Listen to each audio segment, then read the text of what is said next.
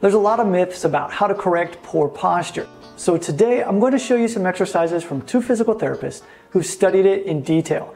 Steven Low and my partner in GMB, Jarlo Ilano. I'll be teaching you 5 exercises from their book, Overcoming Poor Posture. These are the 5 movements: Quadruped Wagtail, Thoracic Extension, Chair Stretch, Cossack Squat, and Quadruped Kicks.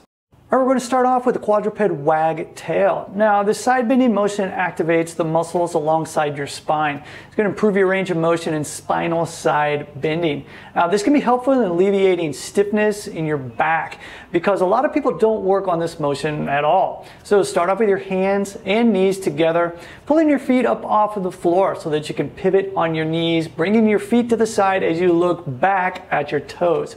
In the beginning, keep your back flat, but you can gradually work on rounding and arching your back to explore the movement in different ranges of motion. Slowly perform 5 to 10 repetitions each side.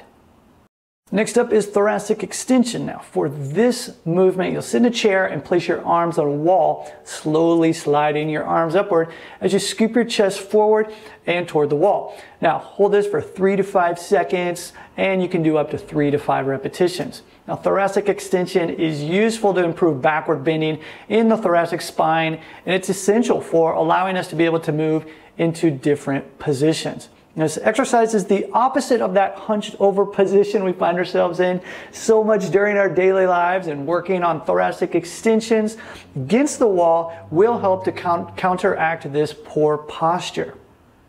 Now, it's not so much that we need to sit up tall and that it's a perfect posture. And the thing is rather that a lot of people are hunched over so much that they eventually don't have the option to sit up tall, even if they want to. So it's best to prevent that, or at least change it as soon as you can. So this is why we're performing this movement. And understand that our definition of good posture is being relaxed and comfortable in various positions. We have a detailed article discussing this along with the physiological and mental benefits of a good posture. So be sure to check out the link in the description for that. Alright, so next up we have the chair stretch. But as you can see, I'm actually not using a chair. I'm instead using a couple of handstand canes to perform it. Find something that's going to work for you.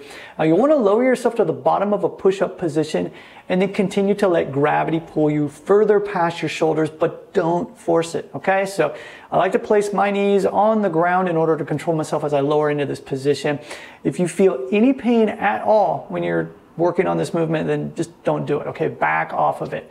Allow the back to arch into thoracic extension within a comfortable range, and let your scapula retract in order to get a good chest stretch.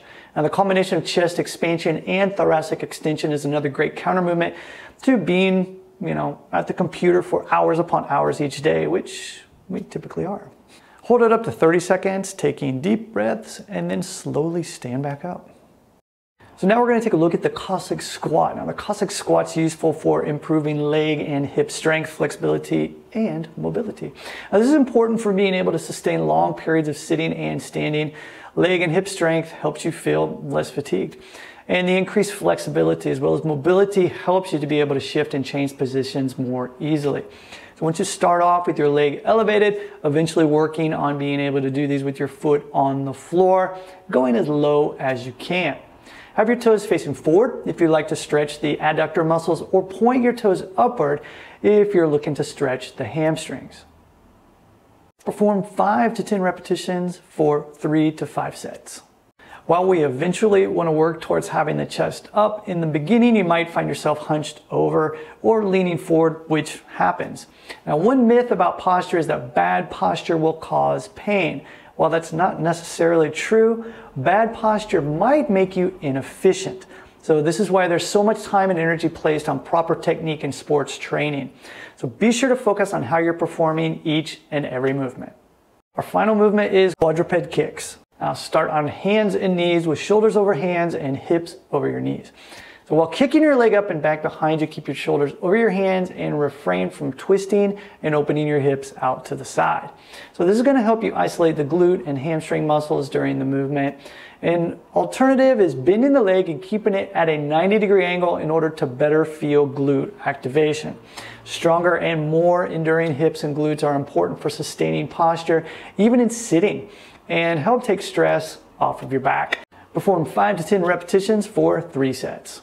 Changing postural habits is a difficult thing and it can take a long time. Habits are important, so be sure to practice these exercises regularly as a reminder to work on attaining the posture that's most advantageous to you.